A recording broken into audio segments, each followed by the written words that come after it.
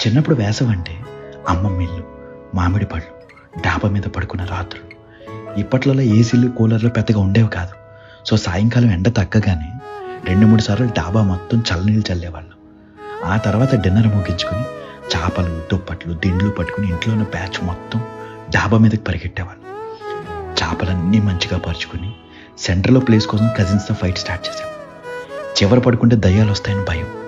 ఇంకా కజిన్స్ అందరం కబుర్లు చెప్పుకుంటూ, అంత్యాక్షరి ఆడుకుంటూ, ఇంకో పక్క తాతయ్య చెప్పే దయ్యాల కథలు వింటూ, దోమలు కొట్టకుండా కాయిల్స్, అందరం పోటీ పడి మరీ లెక్క పెట్టి ఆకాశంలో చుక్కలు. లెక్క మిస్ అయిపోతే మళ్ళీ మొదటి నుంచి స్టార్ట్ చేయడం. ఈలోపు పిల్లలందరి కోసం అమ్మమ్మ డాబా మీదకి తెచ్చే మామిడి పళ్ళు, కీచురాళ్ళ అరుపులు, పక్కింట్లో టీవీ నుంచి వినిపించే ఈటీవీ న్యూస్ మ్యూజిక్. అలా కబుర్లు చెప్పుకుంటూ ఎప్పుడు నిద్రపోయే వాళ్ళో కూడా తెలిసేది కాదు. వర్షం పడితే అన్నీ తీసుకుని కిందకి పరిగెట్టం. పొద్దున్నే మన మీద పడే ఆ సన్ రైజ్కి నిద్ర లేచేవాళ్ళు.